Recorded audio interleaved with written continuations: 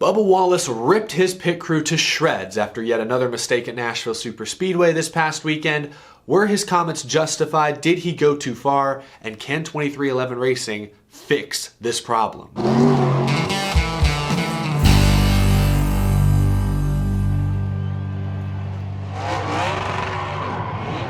How's it going, y'all? My name is Eric. Welcome to Out of the Groove. We've got a jam-packed episode today, but before we get to all the latest news and we talk about Bubba Wallace, what he said, what the team said, what everyone's saying, we've got to thank today's sponsor. Pristine Auction is back. Racing is all about winning. Winning is cool, and you can win some cool racing memorabilia on Pristine Auction right now. Pristine Auction is an online sports memorabilia website where you can bid on and win authentic signed NASCAR collectibles. They have a daily auction, which is one of my favorites. It's quick, it's like laying down a qualifying run. You can snag some pretty great deals every single day. Go check out pristineauction.com right now. Link is down in the description. It's free to register, it's free to bid, and you only pay for the items that you win. Be sure to use code GROOVE to get $10 off your first winning piece of signed memorabilia. Head to pristineauction.com where authenticity is guaranteed. Thanks to Pristine Auctions for sponsoring this episode. Real quick, before we talk Bubba Wallace, there are a couple of small news stories I want to touch on. First, Road America is this weekend, the second year of what hopefully will be a long-term 4th of July tradition. It sounds like that may be in doubt, but it still exists in the here and now, and the Xfinity race on Saturday is actually stacked, full of Cup and Top Truck Series drivers. Ty Dillon's in the 6 car for JD Motorsports. They moved Vargas to the 47 this week. Cole Custer's back in the 07 for Joe Graf's team. Kyle Larson is running the Hendrick number 17. That's right, Hendrick Motorsports officially has an entry in the Xfinity Series once again. John Nemechek's in the 26, Tyler Reddick's back in that 48, and Miguel Paludo's in the 88. So you got 5 JRM cars plus a Hendrick car. This is a stacked Xfinity Series field at Road America. So if you're gonna head out to the track this weekend, you got 2 great races full of superstars. I know a lot of people hate seeing the Cup guys come down and run Xfinity, but at Road America it makes sense. Some of these drivers, like Ty Dillon, he didn't run the Cup race at Road America last year, and I don't think he ran the Xfinity or any other races there, so he needs some track time, and a lot of these other Cup guys would certainly love to see a new road course an extra time. Also, while I'm on this subject, yesterday NASCAR added a small rule to the rule book where now you have to run the full windshield wiper blade at all road courses, regardless of weather conditions. Previously, I think you just had to have the motor installed, but you didn't actually have to put the blade there. Some teams did anyways, because I guess they thought it provides some sort of aero advantage, but now it's mandatory. Everyone has to put the blade there at all road courses all the time. Anyway, I just mentioned Kyle Larson. That's right, he's running the Xfinity race this Saturday. Well, yesterday, ESPN revealed the full list of nominees for the 2022 ESPYs. Yeah, that's right, that award show still exists. Look, I don't know if the ESPYs are that popular. I, for one, have virtually no interest in major award shows like this, but it's worth mentioning because Kyle Larson was nominated in the Best Driver category alongside Max Verstappen, Steve Torrence, NHRA, and Alex Palou from IndyCar. And I bring this up because Kyle Larson should win this category running away. To be fair, I don't watch NHRA. I don't know much about Steve Torrence, but I know a lot about what Max Verstappen did last year. He did win the F1 world title. And I know about Alex Palou, of course, but Kyle Larson should win this award easily. Kyle Larson won 10 Cup Series races last year. He also won the $1 Million All-Star race. He won the championship in his first year with Hendrick Motorsports, driving a car and working with a crew chief that missed the playoffs entirely the previous season. He's the first 10-race winner in the Cup Series since, I don't know, Jimmy Johnson in like 07 maybe? I'm probably missing one. He did lead more laps than anyone else has led in the history of 36 race seasons. He also won the Chili Bowl Nationals, the Knoxville Nationals, the Kings Royal. He won dozens of major dirt racing events. Kyle Larson was the best driver in the world in 2021, and I hope the ESPYs recognize that. Now, for PR reasons, they may choose not to. ESPN carries F1. They probably want to give Max Verstappen some love over there. I have no idea who votes on the ESPYs, if it's a fan vote at all. If it's a fan vote, maybe Verstappen wins it because you get the international votes. If there are judges involved, I hope Kyle Larson wins it. He deserves it over any of the other candidates. All due respect to Steve Torrence. Again, I don't watch NHRA. I don't know what he did last year, but credit to him. I'm sure he deserves the nomination. Kyle Larson should win the award. I don't know why I'm so passionate about this. I guess because we talked for like 12 straight months about the tear Kyle Larson was on, how it was like the best stretch we've ever seen a driver in the States go on. I guess I want to see that recognized in a big, big way, and I think this would fit the bill. Anyway, I know y'all don't care about the ESPYs, neither do I. Moving on. Bubba Wallace's 23 team has faced more than its fair share of issues this year, and the vast majority of them have been self-inflicted. A negative spotlight has been put on the 23 pit crew this week after another potential top 5 run last weekend at Nashville was largely ruined by an errant pit stop. Bubba Wallace came over the radio and let them hear it. They bounced back to finish 12th, played some pit strategy in there with some guys pitting, they opted not to. But it was a very disappointing end to what was otherwise a very promising weekend, especially when they unloaded fast on Friday. We'll talk about that specific incident in a moment, but first, just to catch you guys up, the 23 team has made countless mistakes this year. I mean, not countless, we can actually count them. Here, let's do it now. Dustin Albino, great writer, tweeted this during the race on Sunday. He tweeted that Wallace's team has potentially had 7 loose wheels over the course of this season. Keep in mind, we're only 17 races into the year, not even halfway through the full schedule yet. You know, the first loose wheel incident that I remember was Circuit of the Americas, and that's also, fortunately, I guess, the only incident where the wheel completely came off and the crew chief and tire changers were suspended. They led laps at Talladega, but left a wheel loose at one point, had to lose all their track position, making sure they could fix it. They had 2 separate loose wheels during the All-Star race at Texas a few weeks ago and finished 16th there. The big one was Kansas, where they ran up in the top 5, looked to be in contention to win, when, with 70 laps to go, they had a tire get loose on pit road, an uncontrolled tire. They actually had 2 penalties on pit road that day, and between that and a bad starting position, Bubba Wallace had to drive through the field like 3 or 4 times and still finished 10th in that race. That just shows you how good the car was. That one stung the most because, I mean, that was the best car they've had all year outside of the super speedways. These pit road penalties have largely contributed to what's so far been an abysmal season for the 23 car. They're 24th in points. Their teammate Kurt Busch has a win. They, of course, are winless. They only have 2 top 10s on this season and an average finish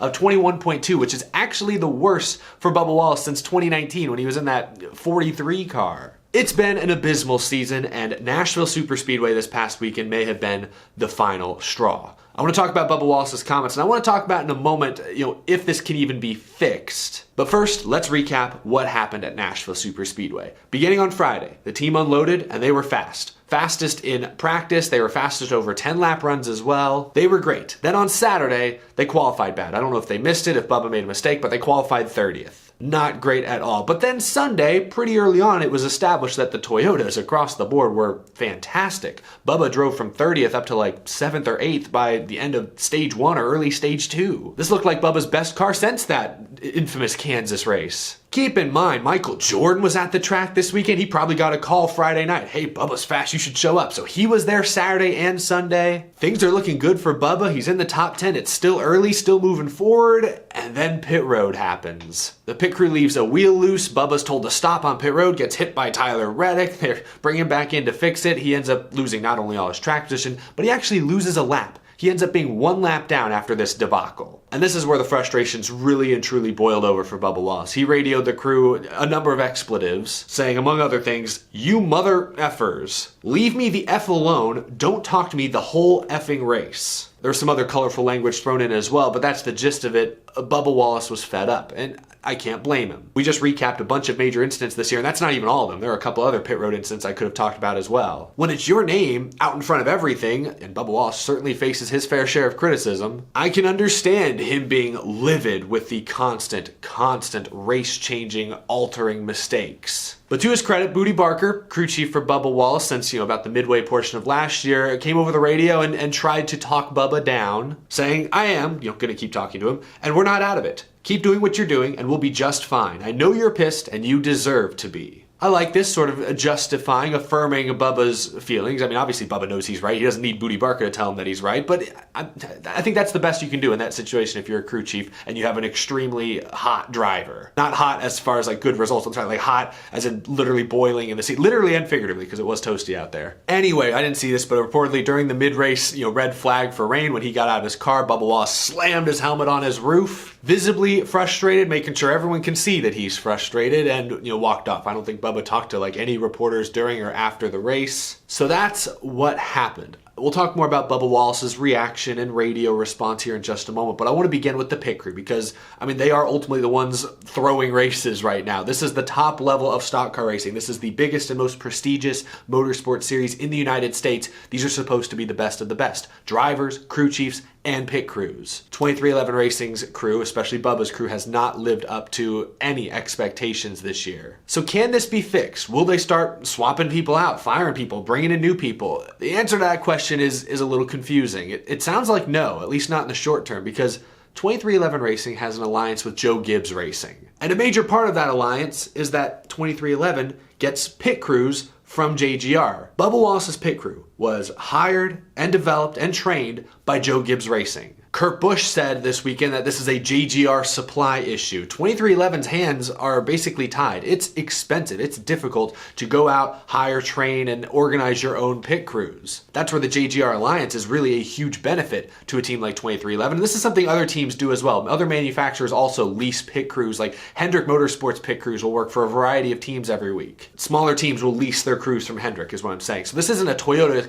specific thing. This is something that happens all around NASCAR these days. Unfortunately, it's biting 23XI Racing worse than it seems to be biting anyone else at this point. Bubba's just getting the short end of the stick. I don't know if he's getting the 6th best pit crew of the 6 Toyota teams. You gotta believe JGR is keeping the best 3 or 4 teams for their guys, but between Kurt and Bubba, maybe Bubba's getting the very bottom of the barrel. He has said this year that some of the guys on his crew are first-year pit crew members. So it sounds like a lack of experience more than anything. Now, you can argue every team's a little inexperienced with these new cars and the new single lug nut system, but I guess Bubba's crew is inexperienced even beyond that. It doesn't sound like it's going to be fixed anytime soon. The 23XI team president Steve Lauletta said this past weekend talking to The Athletic. Everybody is trying hard. Effort is not the problem. It's just a matter of continuing to work and continuing to get reps. And we talk about it all the time, and we can work on it as hard as we can. Like it or not, Bubba fans, I think this pit crew is largely here to stay, at least through the end of this year.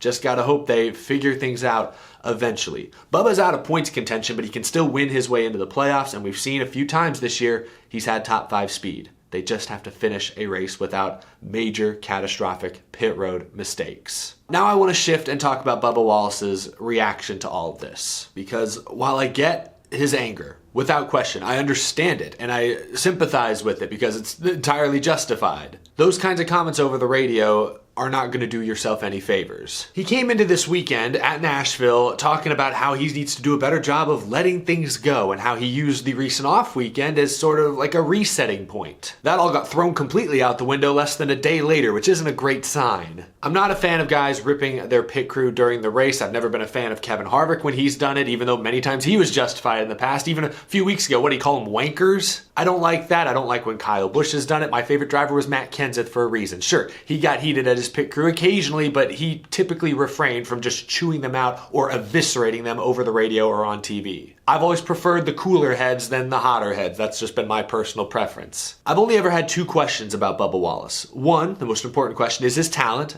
I think he's decent, but as I've said before, I don't see him ever emerging as a true, consistent championship contender. I think at his best, he's a solid playoff guy who'll make the postseason most years when in good equipment. But that's my first question. The second question that I've always had about Bubba is his mental toughness. He's very emotional. I think that's pretty clear. He wears his heart on his sleeve, and that's fine. That's good. But sometimes it can lead to him saying or doing things that in the moment just make you cringe. Like, just off the top of my head, I think about when he splashed Powerade on an exhausted Alex Bowman after the Roval race a few years back. Or when he rage quitted that Pro Invitational race and pissed off a sponsor. Or when he finished second in the Daytona 500 a few years back, and the first words coming out of his mouth was a shot at Denny Hamlin for making those Adderall comments. Racing's an intense sport. These are all heat of the moment. I can forgive them in the long run, but boy, in the moment, they make you go, ugh. And when it happens more than once, those words can begin to stick. Sometimes it feels like Bubba Wallace is trying way too hard to silence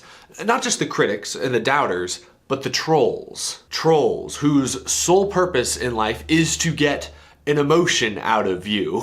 I know he's under a ton of pressure, which is why I'm not going to overreact to these harsh comments on the radio. I'm just trying to get to the bottom of why these harsh comments spewed out now. Frustration has obviously boiled over at this point. He's driving the best NASCAR Cup Series cars he's ever had in his career, the most speed, but he simultaneously had one of the most inconsistent crews around him. And that's cost him great finishes and maybe a couple shots at a win this year. The frustration is absolutely justified, but Bubba Wallace is still the leader of the team. It's his name on the door, it's his name on the leaderboard, it's his name on the hauler going down the freeway. On one hand, that means he's going to accept most of the blame when things go bad, even if it's not his fault in this case with the pit crew, but it also means he's going to get most of the credit when they succeed. So he has to step up as a leader. I loved what I heard from Booty Barker over the radio, at least this past weekend, trying to calm Bubba Wallace down, but also affirm Bubba Wallace's feelings. I think he did exactly what he needed to do. I need to see some of that from Bubba Wallace, because there's nothing to gain by ripping your pit crew to shreds the way he did over the radio. Early in a race, when you still have more than half the race to go, there's nothing to gain. You can only lose more by doing that. That's going to do it for this episode. Share your thoughts down in the comment section below. How do you feel about Bubba's strong comments over the radio? How do you feel about the pit crew? Is there any way it can be fixed this season? And should Kyle Larson win the ESPY for Best Driver of 2021? I know nobody cares about that, but for some reason I do. I don't know what's happening. I don't usually care about this kind of thing. Anyway, let me know down in the comment section below. As always, if you're new to the channel, be sure to hit that subscribe button right down there. It helps me out a ton, and it helps you not miss out on any future NASCAR content. And as always, a big thank you to my Patreon supporters as well. I truly appreciate your very generous support each and every month. It really means the world to me and helps keep this channel growing. I won't be at Road America this weekend, unfortunately. My next NASCAR race, I believe, will be Pocono here later in July. But I will be at the SRX race at Nashville in a week and a half at the fairgrounds. I'm very, very excited about that. So hopefully some good content coming your way from those events in the coming weeks. Appreciate you guys sticking with me. I will see you all in the next video. Take it easy, y'all.